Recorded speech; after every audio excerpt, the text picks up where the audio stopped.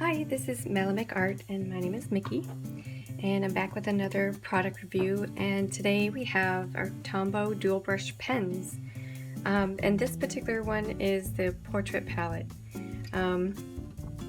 I went through a sort of a marker phase, and I was looking for something that was really good for shading, and I found this N95. This is how they number their colors instead of name them, and this is so light. So this is a very light gray, and I was really excited about it because I just wanted something that would darken a few areas because I was really scared of shading, and you can actually build up a good gray color with this. These are dual tipped. I'm just going to show you this one real quick because this is the one I fell in love with, or this is how I fell in love with Tombow, is by using this particular pen. And I've had it for a very long time, and it's still juicy and still works well. And the tip is gorgeous, and it's not extremely flexible, but it gives you the lettering styles that people really look forward to for lettering people. For me, I'm using them as shading and basically just drawing and coloring. A little history on Tombow. They were established in 1913, and their company is called a Tombow Pencil Company Ltd. And they started out by making wood encased lead pencils and color pencils in Japan, and apparently they were like the only pen and pencils kids would use and use for office products, so they kind of were like the standard in Japan. And for the past 4 decades they've diversified, and now they include pens and markers and tape, all office products. They're now in Japan one of the top 5 companies for office products. So now in America, they've opened up some companies they started out in California in 1983, and then they moved to a larger facility in Georgia in 1992. And they started in California in 1983 and moved to Georgia in 1992. Okay, and they've been in Georgia ever since, but they have moved to a larger facility in Georgia, so they're still there. And they have also opened up a company in Germany. So yeah, they just have really expanded. And I've just known them for their markers, so I really enjoy the way they feel and they look, and I like the subtlety. And these are water soluble, so you can go in and kind of mess with the color and get it to behave and do what you want it to do. So that's what I like about it, and I wanted to kind of test that with this image. I drew it out with a micron pen, and I'm going to try to use well, they give you a blender in this pack. I'm going to try to use the blender on this side to blend the markers and not use any water, and on this side I'm going to use water to help blend the colors to do more of a painterly effect. But first I wanted to swatch these out and kind of test the blender and test the water on this paper right here. This is a waterproof pen, so hopefully I can get through that with these and see that they won't make the pen run, which is important for me if I'm going to do line art first and then color afterward. So I will meet you after the swatching, and we'll start with this test.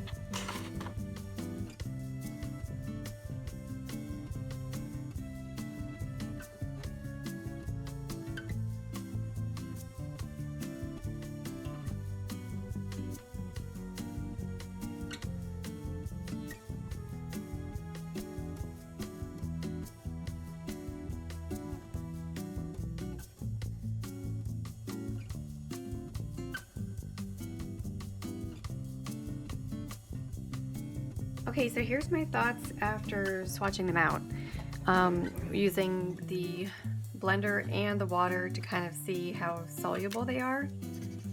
The blender works really well. As you see, this has been dry for, I don't know, maybe 30 minutes now that I've let it dry, and it's actually blending right on the paper. I was worried that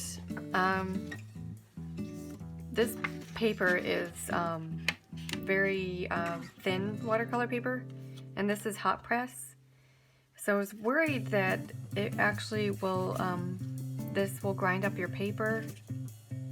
Any of the tips will grind up your paper if you're scrubbing them too much.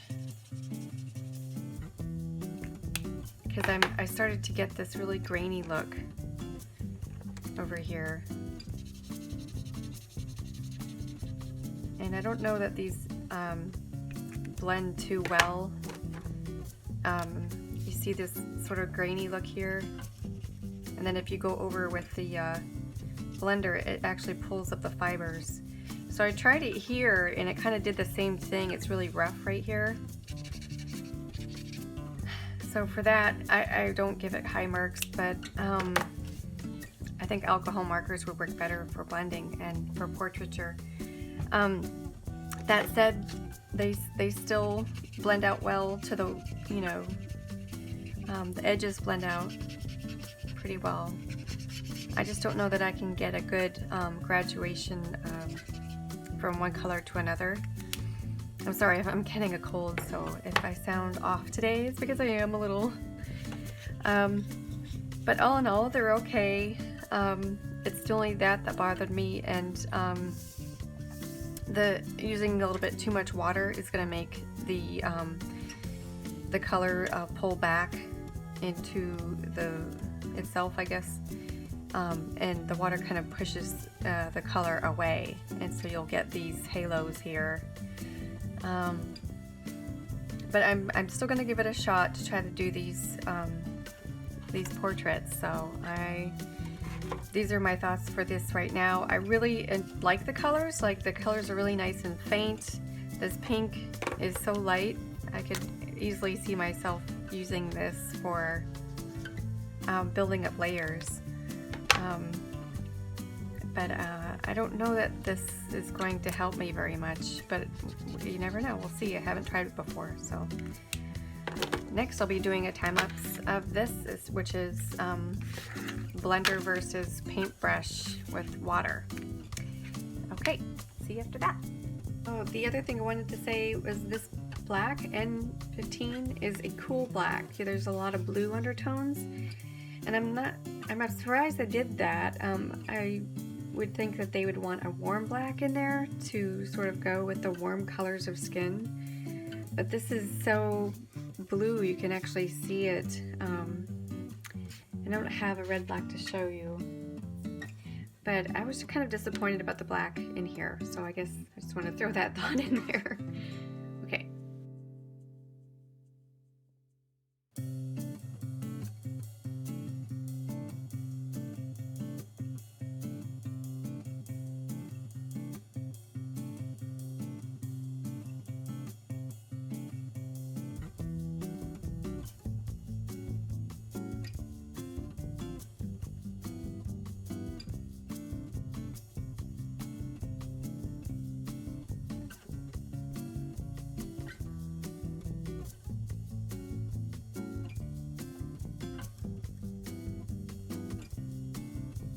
Hi, I'm back. So my final thoughts about these are, they are excellent colors. They're all nice and warm.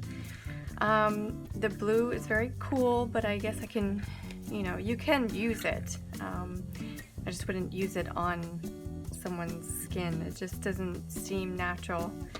No matter what skin tone you are, you do have a certain amount of warmth to you.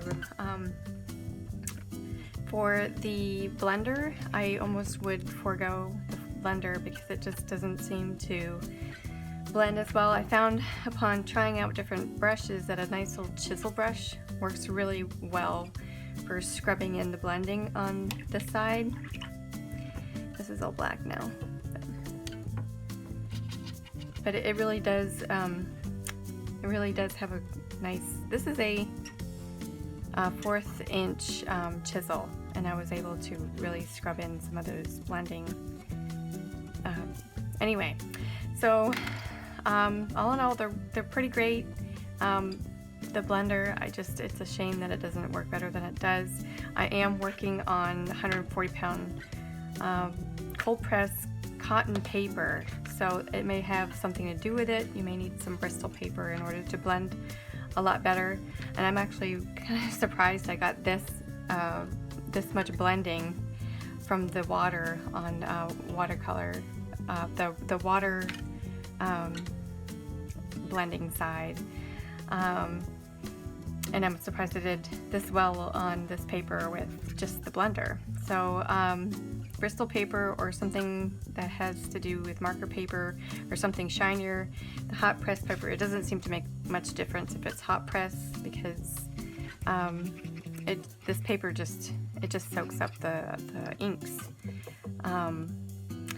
So there are all my final thoughts, and I hope you enjoyed this. I hope you grab some of these and experiment with them, and if you do, let me know, and I'd love to know your thoughts.